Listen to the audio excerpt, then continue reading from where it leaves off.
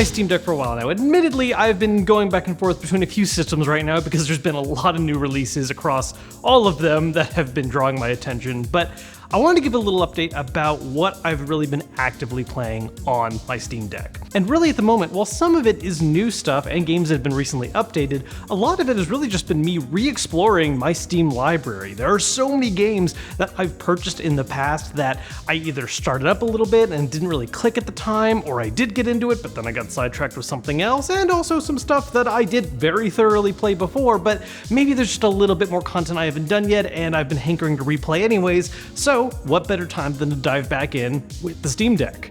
So let's talk about them. I'm going to group these together primarily kind of by genre. There are definitely certain types of games that not only am I just a fan of, but feel a little more fitting in this handheld style gameplay. And the first one is roguelites. Roguelite as a genre is very broad in terms of the kind of games that can count for it, and it's one that for me has been very hit and miss. You know, there are some big hit games that I absolutely fall in love with, and there's other ones that everyone praises and just for whatever reason don't necessarily click with me right away. And the Steam Deck has been a great way for me to dive back into a lot of these. Of course, whenever I talk about the genre, one game I have to shout out right away is Hades. I mean, it's honestly my favorite roguelite of all time.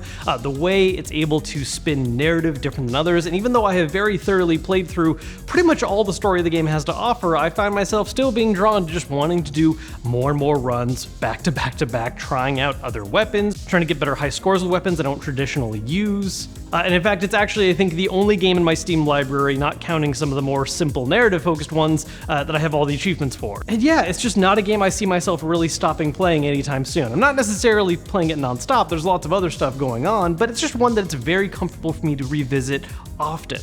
As for some older ones that I haven't been quite as completionist about, Darkest Dungeon is one that I did really get into for a time, but I never really pushed through the long-term content that it had to offer, and so that's something that I've been re-exploring now that I have it to go on the Steam Deck. And then another one I've been trying to sink more time into again is Dead Cells, because that's one of the ones where I feel like there's a lot of universal praise for it, and there's a lot of times where on paper I'm like, yes, this is something that I would very much like. I love Metroidvanias, I love side-scrolling action, I enjoy roguelites. This is definitely something right up my alley. And just for whatever reason, I never actually stuck with it in the long run. So diving back in on the Steam Deck has been a good time. Really though, when it comes to the roguelite genre, the one that I'm playing the most by far is Into the Breach.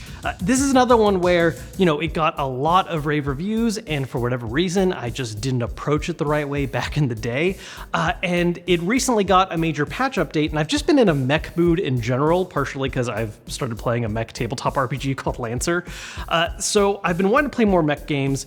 The update came out, I decided to jump back in, and wow, have I been missing out for such a long time. If you've never checked it out before, basically Into the Breach is a tactical roguelite where you have your little squad of mechs, and you're doing your best to repel an alien invasion, and you're probably gonna die quite a few times your first couple attempts, but as you do, you're going to unlock more mechs to play as by completing different achievements. You're gonna get different upgrades, you'll be able to kind of fine-tune your team a little more to tactics that make sense for you, and then you can start having some more successful runs. The game's base difficulty is very challenging, but there is also an easy mode you can engage if you want something that's a little more forgiving.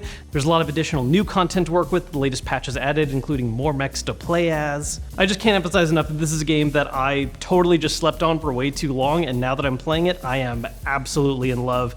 I really recommend checking it out. Now, of course, I'm going to talk about game genres that I play a lot of. RPGs are always the biggest category, really. And that is something that I've been putting a lot of time into on Steam Deck, both with kind of older classic games or recent ports and re-releases of them, and newer stuff as well.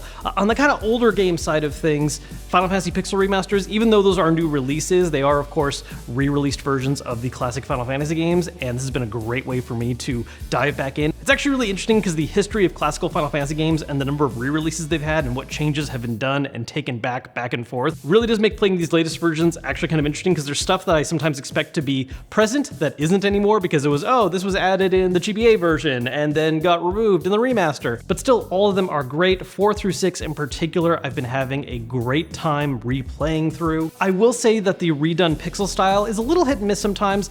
The character sprites individually, some of them I just kind of miss the way they looked in older style games. Definitely better than some of the past pixel smoothing styles they've done though. But the environments and the world itself really looks nice. Aside from some occasional odd decisions like the opening of FF6 not having the credits, so you're just watching mechs walk for a while. Now, as for something new that's not a Final Fantasy game, but very closely tied to it, I ranted about this in one of my last Steam Deck videos, Crystal Project. If you at all have any love for older Final Fantasy games, especially the ones with a focus on class systems, Crystal Project is something you should really take a look at. It's a small indie game. I think it's a dev team of one person, but it's this mashup of a kind of slightly more non-linear feeling, open exploration vibe, but with classic Final Fantasy style mechanics. There's some updates that make it feel a little bit more like something new at the same time though, like aggro mechanics for fighting enemies.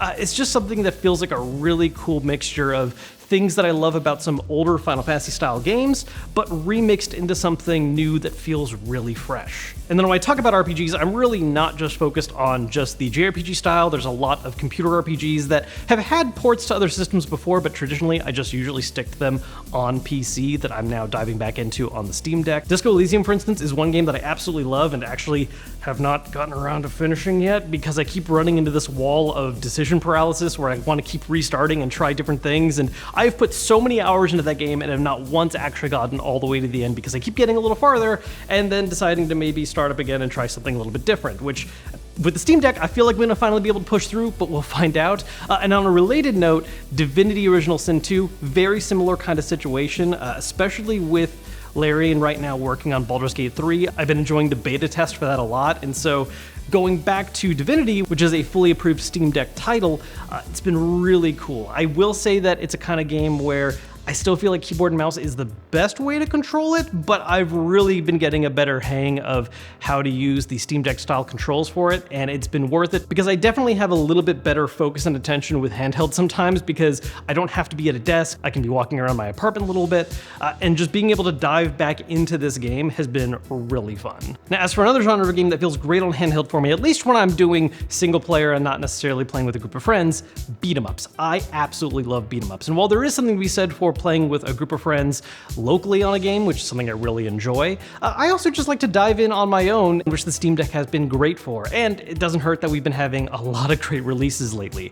Obviously, TMNT Shredder's Revenge is one of the coolest releases this year, and the Steam Deck is where I've been primarily playing it. Really, if you have any love for the genre at all and you haven't tried it yet, what are you doing? Like, go get it right now and dive in because it is excellent. I've also been revisiting Streets of Rage 4 because I didn't really actually put that much time into the DLC they released, which is a repeatable challenge mode, and there are more playable characters than there were back at launch, so I've been diving back into that, trying a lot of them out, and just soaking more time into this new mode. One beat 'em up I've also been playing that is not as high profile as some of these other ones, Final Vendetta. This is actually another recent release, came out. Full disclosure, this was something that I had a code sent to me to try out, and I've been really enjoying. It has a little bit more classic flavor. It's designed to look and feel a little bit more like an older game, while also still having some quality of life updates to the core controls. It definitely draws a lot of inspiration from Streets of Rage and a little bit from Final Fight as well. The soundtrack is really good. And visually, while I've enjoyed the style of all these beat 'em games I've been talking about, this one does feel a little more in line with the kind of aesthetic that just takes you right back to the 90s. If you really enjoyed Streets of Rage 4 and TMNT Shredder's Revenge and you're looking for more beat 'em ups to play,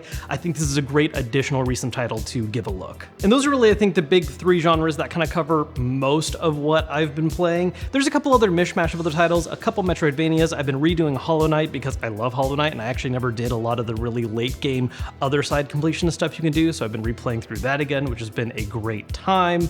Bloodstained Ritual of the Night, they've got new DLC recently with more playable characters, so I've been working on that a little bit. I never got around to playing the new content that was added to Blasphemous, so that's on my to-do list as well.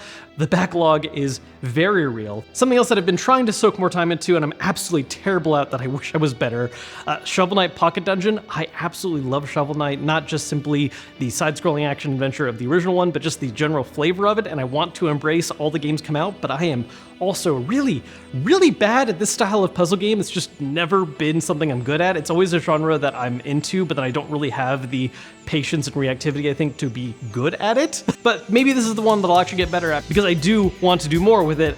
I'm just really bad at it. One last game that I want to shout out real quick too that I've dove back into, and this is a bit of an older one, The Witness. I played through it a lot when it first came out. It's just one of those games where I feel like handheld really is a better place for it. I mean, I've spent time with it on traditional consoles. I played it on PC back when it first came out, but being able to just do it in quick, short bursts, just explore a little bit, get used to a specific puzzle type, work on those for a bit, and then take a break and go do something else, just really fits handheld perfectly. At the same time, it's actually almost a little more frustrating though than my first playthrough because there's definitely puzzles that I remember I was able to solve before, and now I have that moment of, I figured it out before, why am I figuring it out this time? Which is, you know, always a good feeling.